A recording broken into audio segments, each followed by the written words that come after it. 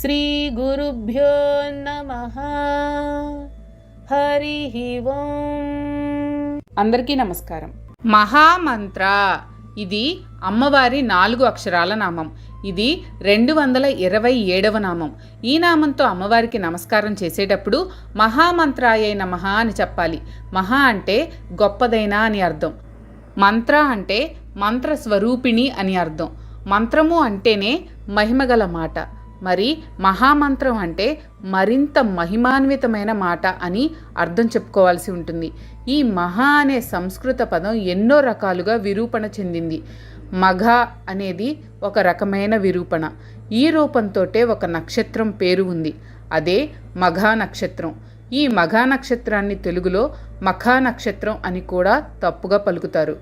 ఆంగ్లంలో దీన్ని మఘాస్ అంటారు. మ్యాజిక్ అనే ఆంగ్ల పదానికి ఈ మహా అనే సంస్కృత పదమే మూలం అయి ఉండాలి కూడా.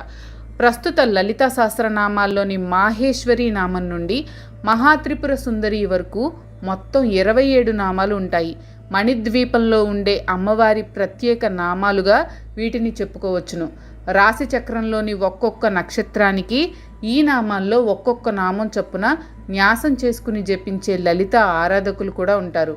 ప్రణవ, గాయత్రి మంత్రాది మహామంత్రాలు తన స్వరూపంగా కలది అని అర్థంగా కూడా చెప్పుకోవచ్చు. ఒక గ్రామానికి సరిహద్దులు ఎలా ఉంటాయో మన శరీరానికి కూడా ముక్కు చివర, కళ్ళ చివర, చెవులు చివర మొదలైన చోట్ల సరిహద్దులు లేదా పొలిమేరలు ఉంటాయి. అన్నమయ, ప్రాణమయ, మనోమయ సూక్ష్మ శరీరాల్లో ఈ సరిహద్దుల వద్ద దేవతా శక్తులు పనిచేస్తాయి. పొలిమేరల్లో పనిచేసే ఈ దేవతా శక్తులను జానపదులు గంగానమ్మ, పోలేరమ్మ, అంకాళమ్మ, నూకాలమ్మ మొదలైన పేర్లతో పిలుస్తారు. వైదిక దేవతలు వీటికి మూలం. వీరినే దిగ్దేవతలు మరియు అంగ ప్రత్యంగ దేవతలని కూడా అంటారు. ఈ అంగ ప్రత్యంగ దేవతలను ఆవాహన చేసేటప్పుడు కూడా వారికి సంబంధించిన మంత్రాల ముందు మహా చేర్చి ఉచ్చరించడం పరిపాటి.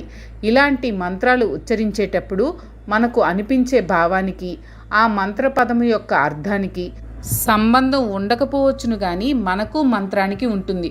ఉదాహరణకు మార్దవము అన్నప్పుడు ఏదో కఠినత్వం, ఆపదలో ఉన్నట్లు అనుకుంటాం, కానీ దాని అర్థం మృదులత్వము లేదా మెత్తనితనమే అన్నమాట. మొత్తానికి ఈ నామానికి ఈ రకంగా అర్థాలు చెప్పుకోవచ్చు. ప్రణవ, గాయత్రాది మహామంత్రాలు తన స్వరూపంగా కలది అని, అంగ ప్రత్యంగ దిగ్దేవతా మంత్రాలు తన స్వరూపంగా కలది అని, మహిమకు గొప్పతనానికి చెప్పబడిన మంత్ర స్వరూపిణి అని అర్థాలుగా చెప్పుకోవచ్చు. శ్రీమాత్రే నమః. మీకు కనుక ఈ వీడియో నచ్చినట్లయితే లైక్ చేయండి. అలాగే మీ ఫ్యామిలీ అండ్ ఫ్రెండ్స్ కి షేర్ చేయండి. ఛానల్లో కొత్త నోటిఫికేషన్స్ కోసం సబ్స్క్రైబ్ చేయండి. అలాగే పక్కనే ఉన్న బెల్ ఐకాన్ ని ట్యాప్ చేయండి.